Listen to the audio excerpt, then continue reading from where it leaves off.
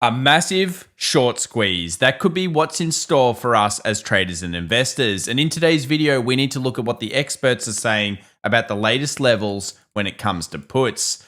Yes, markets are completely oversold and technology stocks are falling at one of their fastest rates ever. But what does this mean? Well, in today's video, we'll talk about the 3 standard deviation move for the S&P 500 and what tends to happen next. Gold's almost hit of 3,000. Something we've been talking about now on the channel for over 18 months. And of course, the levels that you need to be watching. There's so much going on in markets right now, and one of those is also the bonds market. Credit spreads are widening. Is this showing true panic? Let's get through it as we cover stocks, commodities, and cryptos together. Well, welcome back, everybody, to The Daily Show. My name's Tom. It's great to have you here. If you love markets like we do, remember to subscribe. If you want daily analysis such as this, we're covering the latest macro, the data, and of course, the key levels that you need to be looking at in the biggest markets in the world. But let's kick things off with sentiment. And yes, it was another week of seeing absolutely wild sentiment on the markets. According to the AAII bull-bear ratio is now at the lowest level since 2022 and rivaling levels not seen since the global financial crisis. Now, this will come as nothing new to people that have been watching the show, especially over the last couple of weeks, as we've now seen this read a couple of times. But we've got a ratio here that almost never happens and is synonymous usually with market bottoms. Now, so far that hasn't happened, and we've dropped around another 50 to 75 points on the S&P 500, but definitely the acceleration of the decline is starting to slow. And why does this matter? Well, it comes back to reading this and saying, what exactly have we just seen? Well, one of the weirdest things about the last sentiment reports is that we've seen consistent under 20 levels when it comes to the bull readings. That is 3 weeks in a row where bull readings have been less than 20% of respondents. Now, this has almost never happened. Only since 1988, it's happened twice, 1988 itself and 2022. And I have a suspicion it's actually due to social media and everyone obviously having polarized opinions. But nonetheless, it was an important point as we did see bouncing soon after these reads last time. But on top of that, it ended up causing further selling later on. It was actually the beginning or during a bit of a bear bust in markets. And that, I think, is very important as we now face a correction in markets in terms of pure percentages. Over 10% has dropped, and this is something that we knew in 2024 was highly likely to occur in this year. Statistically, we were due for one. Why? Well, we didn't know what it was going to be, but it seems like the market is causing it due to all sorts of reasons. One of them, of course, notably being tariffs. But we've done it. We've hit 10% down, and that allows the market actually in some ways to also increase. Now, the latest reads are starting to come through, and it shows us that puts are on the expansion line, and we are seeing puts now rivaling calls in the market for the first time in quite a while. Why is this important? Well, markets generally tend to go up in the wall of worry. That is, if people are worried about something, markets can often actually start to increase. On top of that, huge amounts of puts sitting at some point also suggest that there are a lot of short sellers. And if there are a lot of short sellers, it opens up for relief rallies, or what we call dead cat bounces in the technical world, that can then squeeze out those positions. And no real sell-off is ever complete without an incredibly fast rally. In fact, sometimes the speed of which the rally goes at can tell you whether it's real or not. And of course, that will be a very important factor as we go through the back of March into, of course, the month of April, traditionally where we start to see recoveries in these markets. Now, why are we talking about this? Well, it has to do with the speed of the sell-off in technology stocks. You can see here the latest reads that we've got from the XLK sector, that is the technology sector, show that only 3.5% of the stocks in that sector are actually above their 20-day moving average. This is suggesting that we've moved at such a pace that everything's fallen underneath, and you can see here that probably most of them are also under their 50. Now, in our previous video, we talked about when we get down to these extreme oversold signals, that usually there can be a little bit more to go, but it is a good signal that you're getting close to the base. And that makes sense because we just almost tapped 5,500 over the last 24 hours. And as you may be aware, we don't believe the market can sell underneath 5,400 by too much. without actually finding a relief rally. So really, we're getting incredibly close to even the base case scenario where you're going to get a relief. And some of these reasons are such as this. Take a look at this technology bearish level. It's now at a level that is so bad that traditionally when it goes to these zones, we have seen incredible rallies. In fact, I'm just going to read you some stats. The last kind of results for this, and of course it is important where we see them, resulted in a 2-year plus 100% bullish tech rally.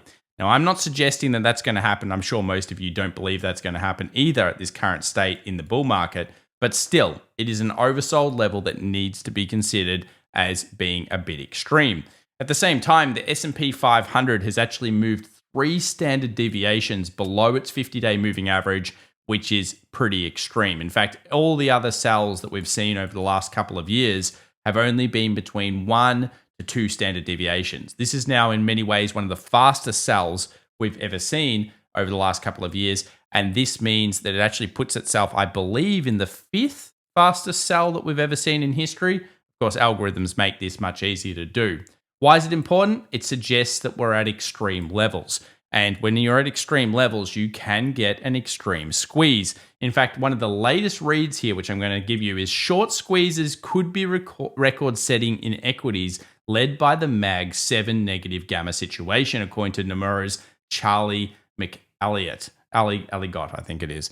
Now, why is this important? Well, it suggests that everybody is too bearish on the MAGs, and now that they've entered into what you would call a technical bear market, which is over 20% down from top to low, just in that particular area, we're hitting those levels that is a little bit extreme. Now, according to his latest information, he's suggesting that this could be some form of short squeeze. And that does make sense when you start thinking about the markets right now. It also makes sense that if the VIX is closing, which it has done above 27 once already, that could also be a bit of a sign of whether the markets are actually super negative or not. In fact, if you get a lot of days above the VIX being above this 27.3 threshold, then that suggests that the markets themselves could go very negative. In fact, a look at all the other times we've seen the VIX above these particular levels. Now, 11 days, okay, a bit negative here. 136 days, in fact, we ended up positive, but you got to remember that was an absolute terrible time, and it came off the back of one of the negatives. But what we tend to see is the more days we hold high on the VIX, even if the markets aren't falling more, the more chance there is, of course, of an extreme sell or an extreme period. Most notably, of course, we're looking at these 3 particular periods. Now, this will become more important. We'll have to start counting the number of levels above this on the VIX this year, because if we do see further sells throughout the year and it keeps being an up, down, and all around style market, well, guess what? That's going to be extreme for us. And when it's extreme for us, then we need to be like saying, well, wait a second, maybe we need to get out. In fact, there is a read that we've already talked about that is now starting to warn us that we are in a similar period to that of 2000, 2008, and of course, 2022. 3 big bear busts. And that makes us say, well, if there is a rally, how good is it going to be? Well, let's have a look here at a couple of other reasons why the markets may be starting to find some support. One of them is the golden pocket. We posted this over on our X account. Links in the description down below if you want to follow us there, guys. And obviously we see here 3 synergies throughout the equal weighted market, the NASDAQ and the S&P 500, all hitting those key levels at the same time. They're still around there at this point. And that means they're still around some of these other large trades. Big trades coming in on the S&P 500 only 48 hours ago. And also on the Qs only 48 hours ago. The 4th largest trade in the last couple of years. That's a big trade. And traditionally has come with pretty good price action. We saw it at the peak, a few days up after that, then ended up down. We saw it over here. And that, of course, was on a breakout of this accumulation here, which ended up leading into a nice rally. And we see it here. It's possible we go down for a couple of days, but it does suggest that there is a big position that has been entered. And that's not just on the Qs, that's also on the S&P and also on quite a few other stocks. We also saw a couple of other interesting ones. Guess what, guys? I'm going to give you all a clap now. Well, I guess we can't. We'll clap when we hit 3,000 on the proper spot gold index. Some futures have already hit 3,000. But this is a level that we've been looking at now for 2 years. And for 2 years, we've been incredibly bullish on gold. And we do actually still continue to be bullish. I actually think it'll crack 3,000 and keep going. Maybe 3,600 is our next target for it. And by the way, silver looking pretty good over the last 24 hours. We'll talk about that soon. But yeah, it's been pretty amazing to hit that level on gold. And I've got to say congratulations to many of you out there. If you've been a believer in what has been our number one most, I guess, strong conviction in terms of the last 2 years, gold has now performed better than pretty much any other asset class in the world when you look at a Sharpe ratio risk adjusted. Now, when it comes to a big transaction, though, someone probably was taking a little bit of profit because, yeah, we saw a massive transaction over the last 24 hours. And while I don't know if that worries me about holding it over a 6, 12, or 18-month period, yeah, there is a large transaction. Someone's basically said close enough to 3,000. They've given themselves a clap like that and they've said, hell yeah, I'm going to take some profit. Maybe it was this bro over here buying over here and saying, you know what, damn good. Couple of good years, fantastic. I'm going to go and get my 50% profit plus and take it to the bank. Maybe do it on leverage, who knows. We've also had semiconductors closing some big shorts recently, and you'll notice over the last 24 hours, Nvidia held better than you would expect. Now, we mentioned record put volumes. Have a look here at the put volumes. According to Subu Trade, you can see here we've got some massive, massive positions when it comes to puts. And when you get these, usually you're at the end of a pretty bad sell-off. Of course, 2020, big sell-off in 2022. These were the times you usually get to these levels. We're not at the extreme of the extremes, but we're certainly getting up there. And this is why it makes us think, have we hit peak fear? IWM Russell also is 6 weeks down, which tends to be a point of change. This tends to be a turning point, at least in markets, of at least some kind of stagnation on the market or at least some form of rally. And obviously that makes sense when you're starting to look at where we are in the year. This is usually where you'll start turning based on the historical 20-year analysis. Now, we did mention that horrible stat from before, according to what we saw recently with the daily 200 moving average. There is a chance that we have entered into a very bad time for markets. We're going to have to be very careful about the next 6 months of rotation and 6 months of market action. You know, what's going to happen here will make or break it. And remember, there is a very important structure. I'll actually be talking about it in my private communities Monday Macro. I will share it with you guys, hopefully at some point later next week, where we'll talk about the structure of the market post rate cuts. Remember that little thing that people forgot about, post uninversion of yield curve? Yeah, these things are starting to hit again, and that's why we'll need to be looking at market structure very closely. These are the latest flows. You can see, of course, the sell flow has almost all stopped on the crypto markets, and I expect that to go bullish or at least green over the next couple of days. This is delayed data, so obviously we'll have that updated when you guys can see it. Now let's take a look at the sector rotation before we get into the S&P 500, before we get into the 0DTE options. First up, the bad news, home builders dropped the low. That's not a good sign for investors. It is an okay for everyone else at this stage, but if you're an investor, you've got to be paying attention to that. Last 24 hours was dominated by, I would say, defensive markets. Obviously, gold up the most, utilities, healthcare staples, those types of things. But semis also fared pretty well. If you take a look at the last 5 days of session rotation, you'll notice gold is now number one, which is pretty sweet, and home builders and consumer discretionary is now the worst. And this is suggesting that people have lost confidence in spending and in general taking on risk. So that is a problem in these markets. Let's have a look at the S&P 500 making a new lower low after printing an extreme read of fear on the markets, which I usually pay a lot of attention to. And, you know, not really looking too bad. I probably could see the markets bouncing from these points, although you have to keep open 5,400. Remember, around 5,475 to 5,400 is extremely oversold and an extremely good level. So we are basically on that at the time of this recording. Let's now have a look at the futures market, which is recovering a little bit. Some people will like this because we made a new lower low. Now we can start to talk about 56, kind of 60. And if we manage to get above that again and close, then we could be putting in a basic Wyckoff pattern on the smaller time frame. It's too early to tell that's going to occur, but you can see here the options high and low levels. And funnily enough, the options high level for today is also the previous lower high. So if it breaks that, it's also a good sign that the markets are making some form of recovery. Now let's have a look at the 0DTE options and see what's going on here. 5,500 is the number one strike now of the next couple of sessions. And as we've talked about, as we go into the OPEX, that is next week, that is the quad witching OPEX, so the one where all the options expire all over the place, it would probably make sense for dealers to potentially try to push these markets up. You can see here the puts are stacked at 5,500, 5,600, and 5,400. So all of these levels are very solid in terms of hold levels.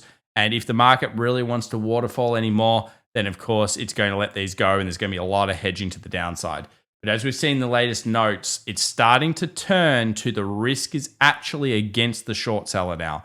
And as we get this clustered in terms of so many positions, there is more money to be made potentially from squeezing to the upside.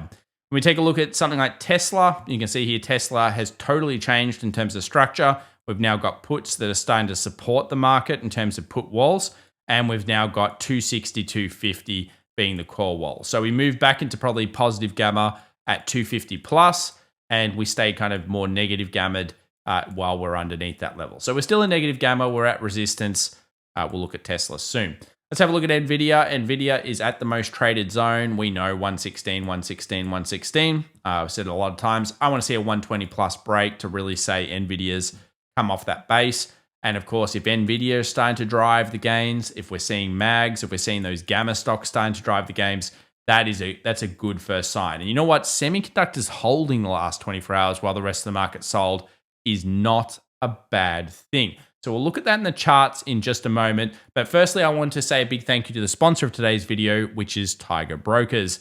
Now, Tiger Brokers always have been giving us a bunch of special deals for you guys who watch this channel. So remember, if you're interested, check out the links in the description down below. And at the moment, they've got a promotion on FX fees, which is very important, especially if you're investing from Australia into one of the best markets in the world, which is, of course, the American market.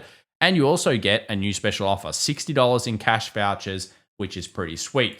Now, why do we like Tiger Brokers? Well, they take on feedback. That's pretty important in this world where no one seems to do that. And they continuously upgrade their platforms. More importantly than this, though, look at this. The numbers up, guys. 9,500 stocks and ETFs now being offered on the 24 by 5, 25 hours I'm going on with now. 24 by 5 with Tiger Trade. So this basically means that you're able to trade stocks inside and outside of the market, which is super awesome when it comes to not being from the US. It is tough out there, guys, to trade the best market in the world, especially if you're from Australia like I am. It is tough out there. So, of course, it's awesome to see this. They've now got HINs as well for ASX stocks, which all Australians will know, and you even get an AI investing companion. So what are you doing?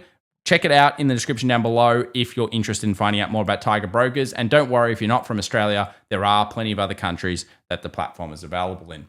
All right, let's now have a look at the options market. Boy, oh boy, we still haven't seen a bottom according to this one. And you know I like this one. We've been using this for years now in terms of the overall yield spread on options and bonds. And the bonds market is expanding in terms of yield spread. Now, that's a problem. That shows bearish intentions in the markets. So, of course, we will want to see this drop with a nice bull market. So we'd like a nice bull break up, and we want this thing to drop like a rock. If that happens, it has been synonymous with bottoming process over the last couple of years. And you'll notice that we've used it quite effectively back in August and, of course, in other year points. So there's been pretty good for a while now. October in particular in 23, it was pretty awesome. So we're looking for that, and we will be on top of this one and share it with you as soon as it does happen. Let's have a look at another couple of bad signs, I would say. First up, home builders, 2050 cross here on the moving averages. Drop below the key support. Not good, not good. As investors, you've got to be paying attention to this. If we now get a relief rally in the S&P 500, we're going to have to be paying attention to some of the key relief levels because that is not a good sign for the economy. Obviously, the VIX as well is another key point here, which has dropped a little bit from 28 down, which again is compression. That's I guess you would say, a positive signal to see that kind of compression. We also know that when we're looking at all of these things, we want to be checking out a few other ones, including the dollar and yields. So we'll just check the dollar here, and you'll notice that that is still declining, still around that barely demandable level, but it's still declining. And yields have been doing something strange. We'll have to talk about these on the weekend video, so stay tuned for that. They may close as a bit of a tweezer. So if they actually could potentially be showing that inflation could be back. And the core PCE, which is a number that we get, is starting to show a bit of a worrying sign as well. So I'll share that with you guys on the weekend, and we'll talk about whether we could be in a strange environment of stagflation. A lot of people complain about this one, but are we really in it? Hard to call stagflation, so we'll talk about whether that's possible.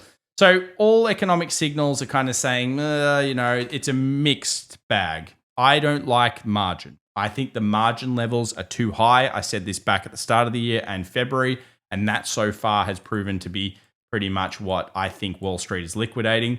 You can see here high yield junk is starting to suddenly panic a little bit more. Bonds are starting to panic a little bit more. There's certainly a little bit more fear, even though the market hasn't moved that much down these levels. And we are starting to get to these key pivotal points. So, of course, we'll have to be watching that very closely. Now, the big win is, of course, being something we've liked. Gold. I mean, I got to say, I don't hate this price, guys. I don't hate this price. I'm sure a lot of you don't hate this price either. Let us know in the comments down below if you're loving some gold. Yeah, it's pretty good. So almost 3,000. Some markets actually hit 3K or later in the session over the last 24 hours. But the big thing here is it just proves that if you have an absolute ton of evidence and that you know what you're kind of doing and you know where you are in the cycle stage and those types of things, if you ever want to find out how I did this, you can check out our advanced course. You'll know what we were doing with gold and why we were doing it. But the big thing here is, of course, getting that consistency going through. You'll know that I've been just rabbiting on about this as pretty much the number one thing I've been talking about for a long time now. And the main reason it was just a really, really, really consistent bet. Now, a lot of people are on top of the gold at this stage, but remember back in the 1700s, as you guys say, back in those levels, we just didn't see that many bulls. There are times to own it. Don't ever fall into the trap, though, that thinking gold is the greatest asset of all time. It really isn't. It has times of absolute horror show times. And remember, between 2011 and arguably about 2022, really, it was a pretty bad investment. Now, speaking of which, the old silver, wow. Not bad, 33.78. This would be a sweet close if we can get high above this. Could we be going to $40 plus? I've kind of thought 45 is a possibility here. Now, it's a big call because this is well known to be JP Morgan fiddled with, and a lot of you guys are aware of that, I'm sure. But silver seems to be on the charge. Good price action in the lower timeframes, and obviously another geopolitical kind of trade here, a bit of a currency trade. I like to think of silver as a currency, same with gold, and treat it as such. So these precious metals are running, and a lot of this can also be due to the dollar. If the US dollar keeps falling, that could be strong. Now, we're seeing some exhaustion signs around this level. I wouldn't blame day traders from taking some profit here, but the weekly close will be key. We'll be watching that. US 10 years, as we said, they've come up. We'll just have a quick look here at oil, because obviously, where is oil? Oil is at these extreme low levels, so we'll be watching that very, very closely to see whether we can actually get a rally here. And obviously, we'll be paying attention to oil, because if oil starts to rally and we start to see yields forming those tweezers, they kind of go hand in hand. We might be seeing a bit of reinflation concerns. That could also be negative for the market, so have to keep on top of that. Tesla, really around that support, obviously hits 250, comes down a little bit. It is oversold. I'd like to see some structure form on Tesla. Let's have a look at the mags here. You'll notice the mags are still in that demand zone. Some good stuff coming out here on the mags. I don't mind where it's at. I don't really think the price action is super awesome yet, but it's not too bad for some day traders. And you've also seen some of these other horror show stocks. I mean, these things have been horrible. I feel bad for people that are up here stuck. But, that's what happens. They go up a lot, like hundreds of percent. They're going to have massive crashes. This actually has some positive signs if you have stop losses below there. So it'd be interesting to see whether these stocks can get a go on, because they have been, really heavily statistically oversold. And although I'm not sure they're going to new all-time highs, I could see them recovering to some of the key levels. So that will be something that we want to be watching quite closely. Let's now have a look at NVIDIA, because of course NVIDIA is arguably the most known and important stock in the markets, other than the other big mag stocks. And this is the one that most people put on a pedestal and say, we're going to trade based on this particular market and its strength or weakness. It's trading at the most traded zone. It hasn't gotten above the structure of the 120 line yet, though. So we've now got the daily 20 moving average, I apologize here for the lag. I don't know why that's happening, but anyway, Australian internet, probably a kangaroo took it out. I don't know. Maybe there was some drop bears, guys. But the 120 level is a key zone. So that's a structural. The drop bears must have been big today, guys. This is really laggy. So you can see it there. I'm not even going to cut that out because I think that's how it is. That's the Australian internet. So 120 here. Very, very key, a new high to be made, breaking the downward structure. And you could argue that it's already done that with this, but I would say this is where swing traders and the possibilities of that squeeze come into play. So I would say NVIDIA holding very nicely on these charts. Let's have a look now at HSI. So HSI, you can see here, is jumping up, and this is still good. Series of higher highs and higher lows. Obviously, we're still bullish on China. It's been one of our biggest conviction trades as well, and it's mostly been completely against everybody else, but the reasons were solid. In fact, some of the reasons were similar to the ways that we took gold, and that's why you want to keep that replication type of standard going on. US 2000, you can see here, actually not faring too badly considering it did drop again underneath 2000, but it made a new low. And again, if it gets through things such as 2050, 2040 level, it's starting to say, you know, that's a temporary base. Maybe markets can start to rip up. NVIDIA, similar thing, no new low, important, I think, because it shows relative strength. And you can see here, it's kind of, again, trying to form base here with the futures up at this stage. I've also seen some mullings going around, supposedly, of potential tariff discussions and other things going on. Remember, it usually does take some catalyst to push a market back up. That doesn't mean it's the real reason. It's just some story that the Wall Street algorithms can use as an excuse. So what if we had some form of tariff negotiations or something like that? Who knows? It doesn't really matter. Just to watch the price action. But yeah, that'll be important. Let's have a look at the Ethereum here. Ethereum is stuck. So of course, we need to get above 2,000 again. And Bitcoin, as you note here, 84,000 plus. Get above that. Good sign. Otherwise, still down for now. So that's kind of the world as we see it at this stage, guys. If you're interested in finding out more about what we do over at FX Evolution, check out our 7-day flash sale. Obviously, you can follow us on X, follow me on LinkedIn for some posts as well. Check out some of the other stuff we do. And I guess in terms of summary of the markets, I would say that these are extreme oversold levels. Usually, we do not stack this much evidence in terms of these zones. But of course, we are in a point of, I guess you would say political turmoil in some ways in terms of the way people are looking at these markets, very polarized views. People are dumping markets, they're selling, they're buying, they're doing all sorts of things. So I would say that while we've hit oversold extremes, generally it is better to look for the price action to actually see that these markets have put in at least some structural low. We have not seen that yet, and the markets still remain in what we call negative gamma for now. If you're interested in finding out more about Tiger Brokers, also check out the links in the description down below. And of course, at the moment, there are those extra specials for the Australian audience out there. Thanks so much, guys. You have a fantastic day, and we'll see you on the weekend after we get these market closures. Important weekly closures. Will the next day bring the bulls? If it does, that could be a great sign. Bye for now.